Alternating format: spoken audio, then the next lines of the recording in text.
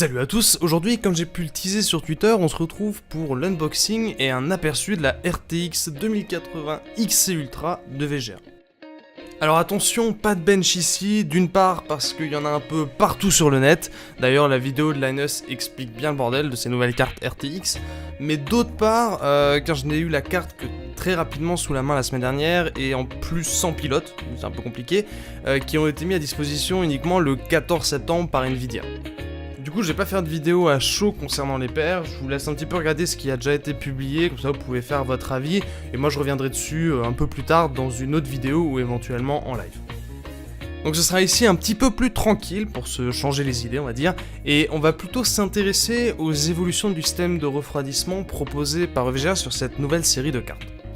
Alors pour commencer, ils ont clairement soigné le packaging avec leur carte RTX, alors même si c'est pas crucial, ça montre quand même qu'ils font attention aux détails.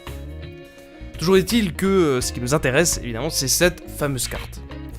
Comme vous pouvez le voir, celle-ci est hyper imposante, malgré un refroidissement à 2 ventilateurs sur cette version XC.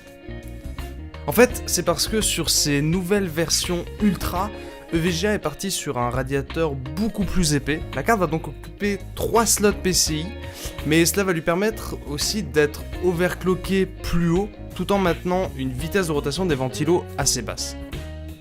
Ventilateurs qui ont d'ailleurs été améliorés avec un roulement HDB.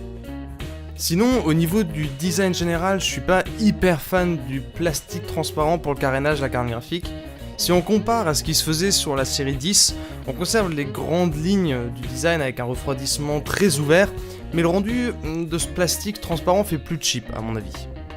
Par contre, très bon point, la backplate est bien mieux réalisée et ça, c'est cool. Alors comme l'avait annoncé VGA, il est possible de personnaliser entre guillemets la carte via des inserts de couleurs qui devraient être dispo gratuitement si vous vous enregistrez sur leur site. Par contre, pour les installer, il faut retirer le carénage avec 8 vis qui nécessite un tournevis Torx que tout le monde n'a pas forcément dans sa boîte à outils. Alors il est possible que VGA fasse là pour réserver cette manip aux bricoleurs entre guillemets, et je peux le comprendre, ils ont peut-être pas envie que tout le monde commence à démonter sa carte sans forcément savoir ce qu'il fait. N'empêche, même si vous avez un tournevis Torx et que vous êtes chaud pour faire cette petite manip, je trouve l'intérêt assez limité, car déjà la modification est assez mineure, il n'y a que 4 petites pièces qui sont interchangeables, et sera pas visible dans votre ordi à moins que vous mettiez votre carte à la verticale dans le PC.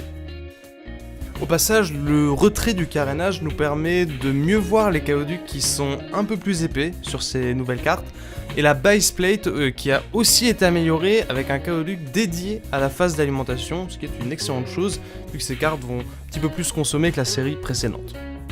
Sinon, l'écriture sur le dessus de la carte est évidemment RGB et peut être personnalisée via le logiciel fourni par VGA.